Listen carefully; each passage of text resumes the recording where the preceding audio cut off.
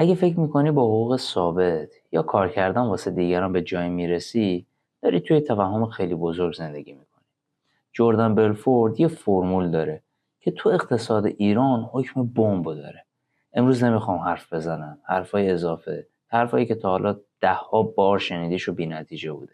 میخوام رو همین کاغذی که داری میبینی نقشه خروجت از مسابقه موش‌ها رو طراحی بکنم. پس قدم به قدم با من همراه باش تا بتونی امپراتوری شخصی خودت رو بسازی. مسیرش چیه؟ ما در اصل توی تله نمیافتیم و مسیر درست خود به خود جلوی راه ما قرار میگیره. در اصل این تکنیک خیلی قدیمیه. میگه وقتی نمیتونی مسیر درست رو پیدا کنی، فرض کن یه جای مینگذاری شده، بهتره که به جای اینکه دنبال مسیر درست باشی، دنبال مینها باشی. مینها رو پیدا بکن. ناخودآگاه جاهایی که مینا رو پیدا کردی جفتش مینی در کار نیست. این یه تکنیک خیلی قدیمی داخل جنگ هم استفاده می شده. در اصل این نقشه چیزیه که سیستم آموزشی از ما پنهان کرده بود. تا آخر ویدیو همراه من باش، چون هر خطی که رو این کاغذ میکشم یه قدم واقعی برای تغییر جایگاه خودته. قبل از ساختن امپراتوری شخصیمون باید فونداسیون رو درست بکنیم. ریشه اول فقر در ایران در اصل اتلافه. اتلاف گاهی میتونه اتلاف وقت و انرژیمون باشه، اما چون ما داریم راجع به وضعیت مالی خودمون صحبت میکنیم، منظورمون از اتلاف جاهاییه که ما الکی داریم هزینه میکنیم. مثلا چی؟ خریدهای احساسی. فرض کن مثلا من اینو دیدم، خب اتفاقا یکی از همون خریداییه که خیلی احساسی خریدمش، گذاشتمش اینجا که بهتون بگم من اصلا به این نیازی نداشتم، رفتم یه جایی دیدم خوشگل بامزه است، احساسی برخورد کردم، بعد اینکه هم خریدمش تا همین لحظه میگم چرا من هزینه کردم واسه این موضوع، چون اون لحظه واقعا دستم خالی بود. یعنی مثلا من اینو گرفتم 100,000 تومان، اون زمان 100,000 تومان خیلی چیز بود، مثلا نصف قسط منو پرداخت میکرد 100,000 تومان. واسه همین بعضی وقتا ما یه کفش میبینیم، حالا این یه چیز کوچیکه، گاهی وقتا یه کفش میبینیم حسابمون رو خالی میکنیم، گاهی وقتا یه قرار میریم، گاهی وقتا یه رستوران میریم. از این اتلاف ها ما باید به بهترین شکل ممکن پرهیز بکنیم. یعنی چیزهایی که ضروری نیستن رو حذف بکنیم از لیست خریدامون. مثلا شما یه گوشی داری، میتونی باش کار بکنی، یوتیوب یا هر کاری، اینستا یا محتوا بسازی باشه یا هر کار دیگه، گوشی نسبتا خوبیه، متوسطه، اما میخوای مثلا آیفون داشته باشی، میری کار میکنی یه آیفون قسطی برمیداری. به جای این کار میتونی از اتلاف پرهیز بکنی، کیفیت چند برابر نمیشه اما در عوض هزینه‌ای که روی دستت میذاره چند برابر میشه. حالا این اتلافا رو چجوری جمع بکنیم و در قالب یک سرمایه‌گذاری درست انجامش بدیم در ادامه ویدیو بهتون میگم. ریشه دوم نداشتن مهارتیه که بازار بهش احتیاج داره. دوست من همیشه همیشه همیشه بگرد دنبال چیزی که الان تو همین لحظه بازار بهش نیاز داره. مثلا میگم جاهای گرمسیر، جاهایی که کولر گازی هست، شما به راحتی میتونی خدمات کولر گازی از گازگیریش گرفته تا نصبش، تخلیه گازش، حبس گازش، جابجاییش، سالانه چقدر خونه جابجا میشه تو مثلا جنوب کشور، خوزستان، جایی که کولر گازی استفاده میکنن. خب بهترین کار واسه شما اینه که بری این مهارت رو یاد بگیری، میتونی ازش پول در بیاری.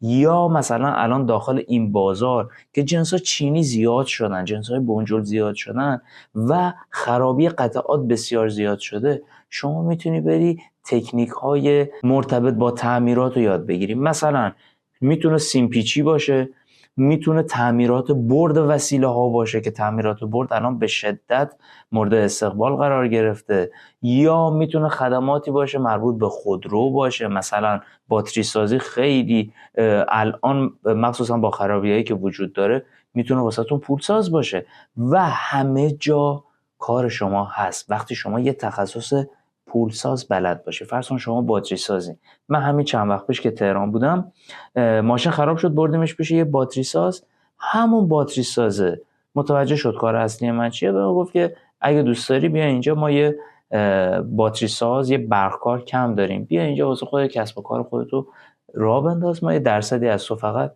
میگیریم. به شدت شما یه تخصص پولساز داشته باش، همه جا کار شما هست، مخصوصا اگر داخل تهران داری زندگی میکنی. ببین، مهارت کمیاب اون چیزیه که وقتی خوابیم برات پول میسازه. اگه این دوتا ریشه نباشه، هر چقدر بدویی به جایی نمیرسی. حذف هزینه‌های اضافی و یک تخصص پولساز. گرگ وال استریت یا همون جردن بلفورد هیچ وقت تنهایی کار نمیکرد. اون از چی استفاده میکرد؟ از یه چیزی به اسم اهرم استفاده میکرد. اهرم یعنی همین محتوایی که تو الان داری میبینی. اهرم یعنی استفاده از هوش مصنوعی. حالا متقاعد سازی. اگر نتونی مهارتتو بفروشی، انگار که اصلا هیچ مهارتی نداری. و در آخر میرسیم به انضباط 3 صبح. یعنی وقتی همه خوابن، تو داری پلن فرداتو میچینی، داری خودتو آماده میکنی واسه اینکه فردا صبح که بیدار شدی پرقدرت تر از همیشه استارت کارتو بزنی، مسیرتو بنویس. وقتی این درخت به بهترین شکل ممکن کار بکنه، ثمره درخت ظاهر میشه. حالا این ثمره درخت چیه؟ اولیش جریان پول خودکار هست. یه نمونه بخوام برات مثال بزنم، مثلا شما یه کانال یوتیوبی داری و بعد از اینکه به درآمد رسید، خودش به صورت اتوماتیک ماهیانه حتی اگه کارم نکنی یه مبلغی واسط واریز میکنه.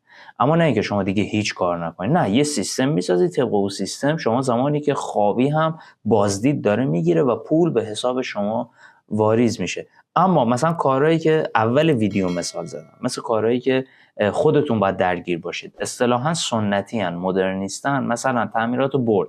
شما تعمیرات برد تا زمانی که خودتون دست به قویه دارید کار میکنید واسهتون پول میاد. زمانی که دیگه نتونستید کار بکنید، دراز کشیدید خوابید، پولی در کار نیست. اما مثلا کاری مثل اینستاگرام، کاری مثل تولید محتوا، کاری مثل یوتیوب، کارهایی که سیستماتیکن، مثلا شما کارخونه زدی، شما زمانی که خوابی هم کارگرات دارن کار میکنن، شرکت‌های بزرگ مثل کالو و میهن و اینا رو نگاه بکنید، زمانی که خواب هستن اون مدیر شرکت، صاحب شرکت، این کارخونه در گردشه و داره کار خودش رو انجام میده. اصطلاحاً بهش میگن سیستم سازی. پس چی شد؟ جریان پول خودکار در از جریان پولیه که حضور فیزیکی نمیخواد. آزادی زمانی که بتونی هر جا خواستی باشی و در نهایت قدرت انتخاب. این 3 تا مهمترین اصلی هستن که شما باید در نهایت، یعنی ثمره تمام این چیزهایی که ما الان توضیح دادیم، از سیستم سازی و هر چیزی که گرفته، ثمرش میشه این 3 تا.